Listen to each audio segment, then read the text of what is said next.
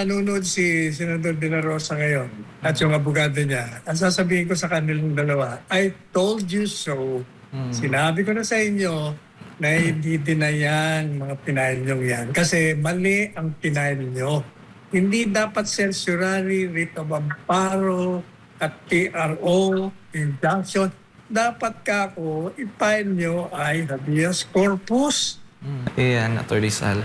Samantala, yung kaugnay nga sa issue ng TRO na isinampa or dinulog ni Senator Bato ay tinanggihan nga ng Supreme Court Anbang ang hinihiling na temporary restraining order ng, ni Senator Bato de la Rosa kaugnay sa posibilidad ng kanyang pag-aresto sa anumang warrant mula sa International Criminal Court o ICC. Alamin natin sa ulat ni Aaron Rojas.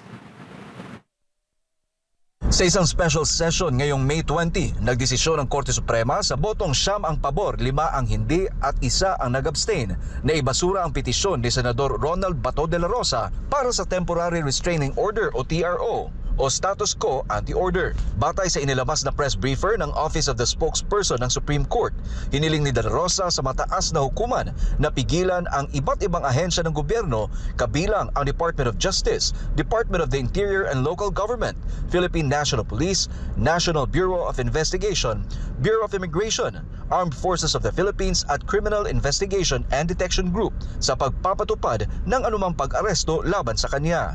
Kaugnay ito ng pagsilbi ng warrant mula sa International Criminal Court, red notice o diffusion mula sa Interpol o anumang dayuhang judicial at quasi-judicial instrument na walang katumbas na warrant mula sa Korte ng Pilipinas. Gayunman, nilinaw ng Korte Suprema na limitado lamang ang kahilingan para sa interim relief o pansamantalang proteksyon ang naging aksyon nito. Ibig sabihin, hindi pa nare-resolba ng Korte Suprema ang pangunahing usapin sa kaso na inihain ni dating Pangulong Rodrigo Duterte at Senador De La Rosa laban kay Executive Secretary Lucas Bersamin at iba pang opisyal ng gobyerno. Ayon pa sa Supreme Court, ilalabas sa kanilang website sa May 25 ang buong resolusyon, kabilang ang magkahiwalay na concurring at dissenting opinions ng mga mehistrado.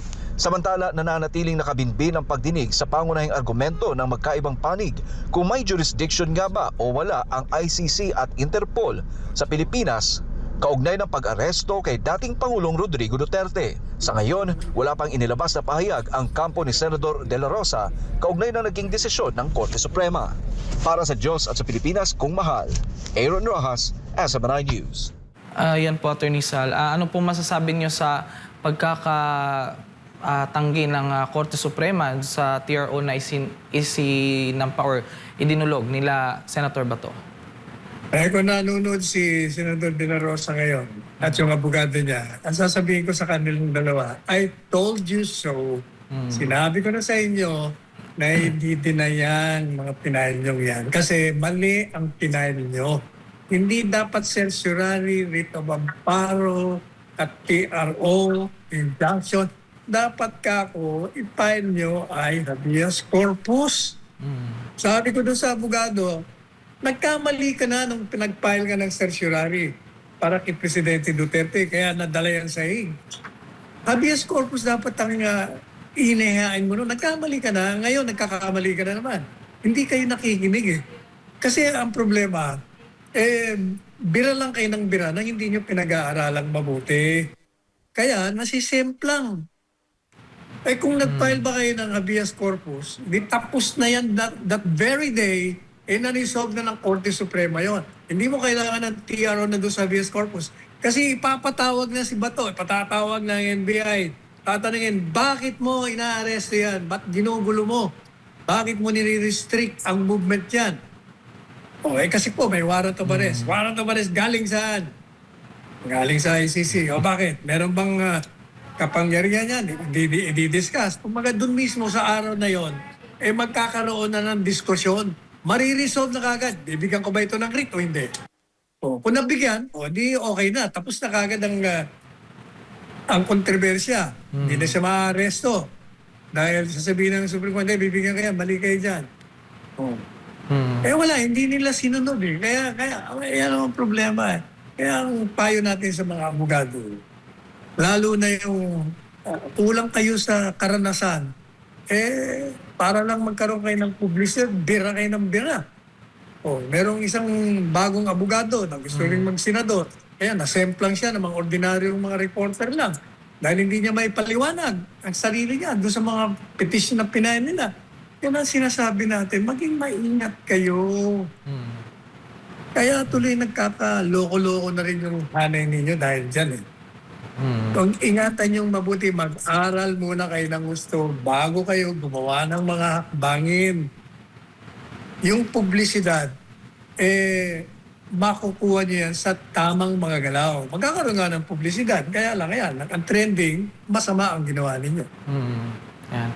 Pero sa tingin niyo po, Attorney Sal, kung i-file ulit nila itong habeas corpus na petition, igagrant pa po ba ng Supreme Court kung sakali? Dapat nga noon pa eh. Kung baka nag-rule na nga sila na wala tiyaro at saka pag-aaralan pa nila yung mga issues na ni-raise. Kasi yung mga ni-raise na yan, kung noon doon sa habeas corpus lang, tapos na kagad ang usapan na yan. Hindi na aabot sa ganitong kahaba-haba. Ayan. Ayan, maraming salamat po, Attorney Sal. Samantala, sa panig naman ng NBI, hindi pa agad kikilos ang National Bureau of Investigation o NBI laban kay Senator Ronald Bato de la Rosa matapos na ibasura ng Korte Suprema ang hiling nitong Temporary Restraining Order or TRO, kaugnay pa rin ng posibleng pag-aresto sa kanya batay sa warrant na inilabas ng International Criminal Court o ICC. Alamin natin sa ulat ni Cherry Light. Going to be uploaded pa May 25. Sa isang panayam, sinabi ni NBI spokesperson Palmer Malyari na kailangan muna nilang pag-aralan ang naging resolution ng Supreme Court bago gumawa ng anumang hakbang ang ahensya. Nilinaw ni Malyari na ang natalakay pa lamang ng Korte Suprema ay ang kahilingan para sa interim relief habang hindi pa naaksyonan ang pangunahing issue ng kaso. Of course, the NBI will have to study muna and see the resolution. Kasi unang-una, maraming diniscuss doon eh. Pero ang diniscuss lang muna doon yung prayer for interim relief. Diba? All other issues, hindi pa doon na-discuss. Kaya nga naman po dapat talaga mabasa muna ng ating director, ng ating mga tao dito sa NBI so that we will be able to appropriately comment. Sinabi rin ni Malyari na patuloy ang pangangalap ng impormasyon ng NBI alinsunod sa direktiba ng NBI Director upang maging handa sakaling dumating ang panahon ng pagsisilbi ng warrant laban sa senador. Pero pagdating sa posibleng manhunt operation, tiniyak ng NBI na handa ang kanilang puwersa anumang oras. Of course. Of course. Sinabi naman po ni Director na ang NBI lagi pong ready. Sa ngayon, nananatiling nakaantabay ang NBI sa anumang susunod na direktiba kaugnay ng ICC warrant laban kay De La Rosa. Tumanggi naman ang ahensya na magbigay ng detalye hinggil sa impormasyon na kanilang nakalap sa kinaroroonan ng senador. Matatandaan na sa inilabas na press briefer ng Supreme Court and Bank, ibinasura sa botong 9-5-1 ang petisyon ni De La Rosa para sa TRO at status quo anti-order laban sa posibleng pag-aresto sa kanya ng mga ahensya ng gobyerno batay sa ICC warrant, Interpol Red Notice o iba pang dayuhang kautusan. Gayunman nilinaw ng Korte Suprema na ang kanilang naging aksyon ay limitado lamang sa interim relief at hindi pa tumutukoy sa pangunahing usapin ng kaso. Ibig sabihin po dyan, kung ano lang po yung mga importanteng kinakailangan i-resolve for the consumption of our law enforcement. Yun lamang po ang tinake up ng Supreme Court. Inaasahang ilalabas ng Korte Suprema sa Mayo 25 ang buong resolusyon at magkakahiwalay na opinyon ng mga maestrado kaugnay sa petisyon ni Senador Ronald Bato de la Rosa. Para sa Diyos at sa Pilipinas kung mahal, Cherry Light, SMNA News. Ayan po, Attorney Sal. So hindi po muna gagalaw ang NBI ng kahit anuman laban kay Senator Ronald Bato. Ano pong inyong masasabi sa ulat na ito? In the first place, sabi nila pag-aaralan mo na nila ang desisyon. Hindi ba naman kayong mga nag-iisip eh. Yung kaso ni Bato at ang kaso ni Duterte, parehong-pareho. Alam nyo na nga, na yung mga isyong sinasabi nyo hindi pa nare-resolve, matagal nang hindi nare-resolve. 14 na buwan na nga yung aming habeas corpus petition para kay Presidente Duterte. Kaya dapat, alam nyo na na yung bagay na whether ito valid or not, illegal or not, ay hindi pa nare-resolve. Kaya hindi dapat kayo gumalaw. Ang tanong, bakit kayo gumalaw? Simple. Hindi may utos sa taas na i-enforce, patupad niya yung arrest. Sino nag-utos? O di sino pa? Di si Direktor.